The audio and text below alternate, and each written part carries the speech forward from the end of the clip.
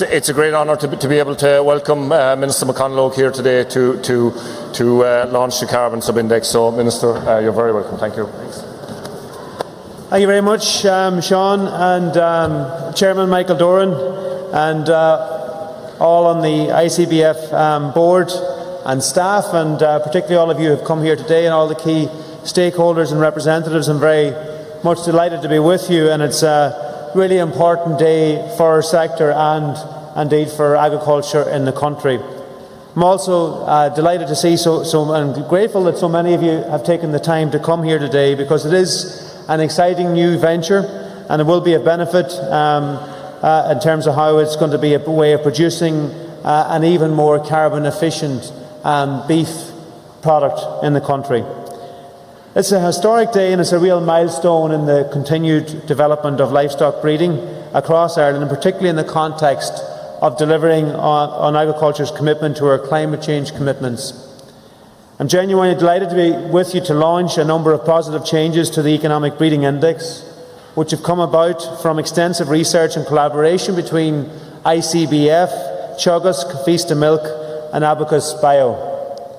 Collaborations such as this are what the global climate community are yearning for today, and it shows just how scientific, pioneering and forward-thinking our agriculture sector is.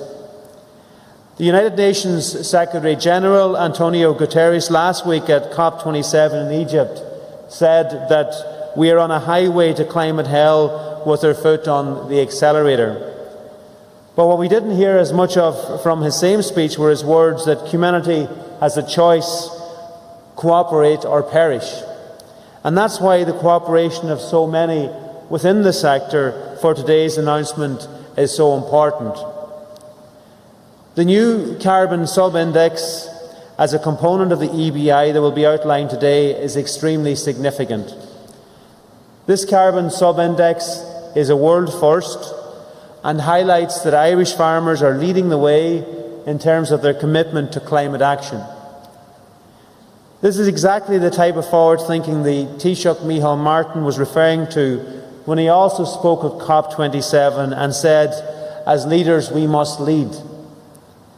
Our farmers and our agri-sector are leading, and you are very much, have been and will be the leaders of change. In addition, I'm also pleased to officially launch the commercial beef value, which, operating now for a number of months, provides an important tool for non-breeding beef farmers, which will give a better insight into an animal's genetic merit. I know that this will have relevance to farmers that are purchasing calves and weanlings in stores and bringing them through to finish.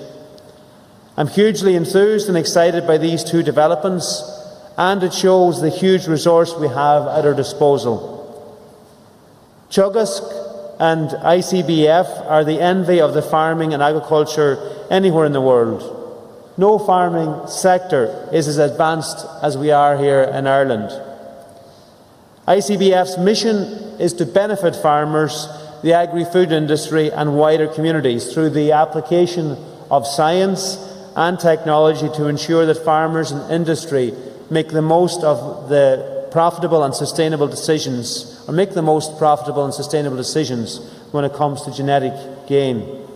The carbon sub-index and the commercial beef value are two tangible examples of this. Research and developments by the likes of Teagasc and ICBF is being put into practice and is delivering for farmers in a tangible way. The current EBI system has delivered 5 cents per litre in increased profitability on average across our dairy farms, and that's worth €250 per cow. This is not just increased profit, but importantly is also reduced environmental footprint per litre. Furthermore, ICBF is collaborating with Teagasc and Bord Bia in providing the calculations for the new carbon footprint model. Innovation, research and collaboration, as will be seen today, have been the hallmark of the success of the agri-food sector over the years, a sector which employs 170,400 people and creates regional employment opportunities.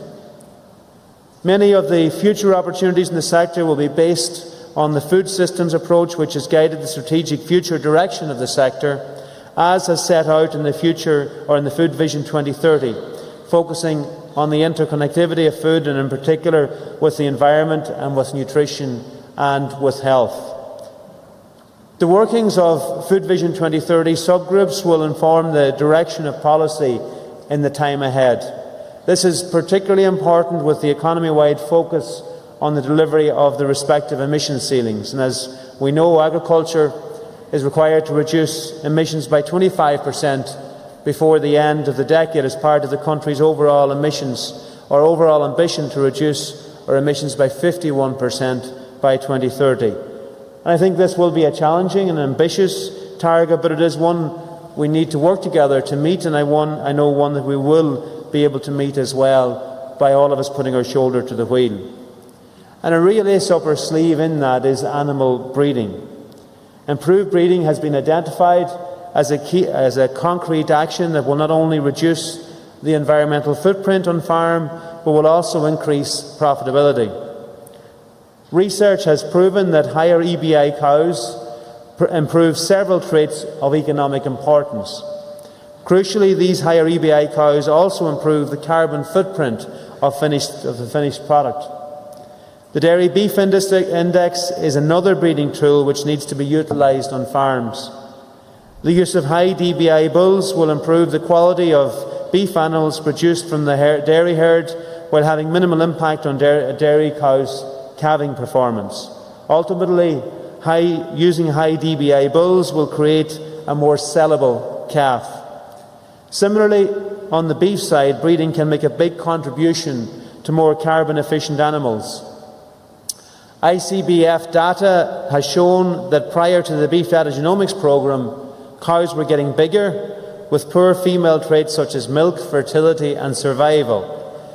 Post-BDGP and new indexes, we are now seeing positive gains in both female and terminal traits in our cows.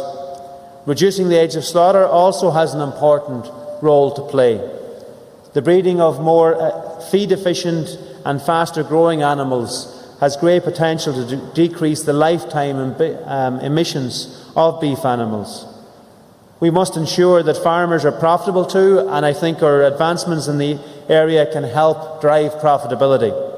Ultimately, all these initiatives are good for the environment and good for the pocket as well.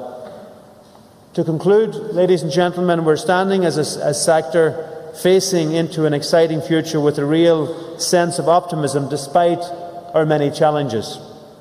The environment is at the forefront of all our decisions now as we actively make positive moves towards lowering greenhouse gas emissions.